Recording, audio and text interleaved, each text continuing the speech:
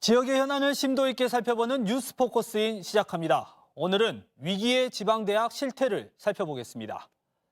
올해는 전국적으로 대학 입학 정원보다 수험생 수가 적은 첫 해입니다.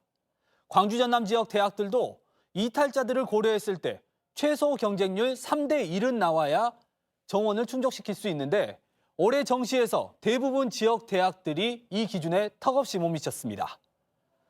지방대학의 버팀목 중에 하나인 해외 유학생도 코로나19 여파로 큰 타격을 입었습니다.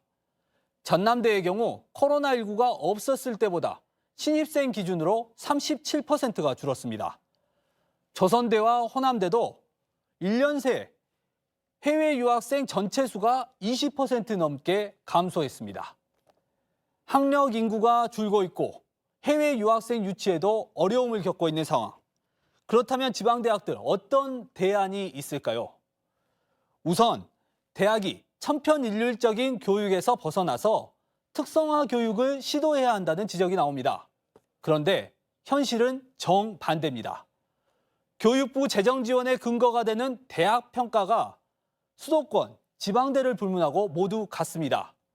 자체적으로 특별한 교육을 시도할 수 있는 구조적인 여건이 되지 않는다는 지적이 나옵니다. 또 다른 방법으로 대학의 구조조정, 그러니까 학생 수도 줄이고 교수, 교직원 수도 줄이는 방법입니다. 그런데 지방대학에서는 지난 2000년대 후반부터 10년 넘게 고강도 구조조정을 실시해와서 이제는 더 이상 여력이 없다는 볼멘 소리가 나옵니다. 경쟁력이 없는 대학은 문을 닫으면 되는 것 아니냐라는 진단도 나옵니다. 네, 맞는 말입니다. 하지만 대학 한 곳이 문을 닫으면 대학 내 일자리 소멸뿐 아니라 주변 상권의 주거지가 공동화되고 지역 전체가 붕괴된다는 지적도 나옵니다. 쉽게 결론 낼 문제는 아닙니다. 지방대학의 위기, 지금까지는 일부 사립대학과 교육부만의 문제였습니다.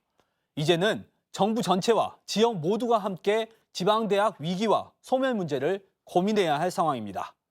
지금까지 뉴스 포커스인이었습니다.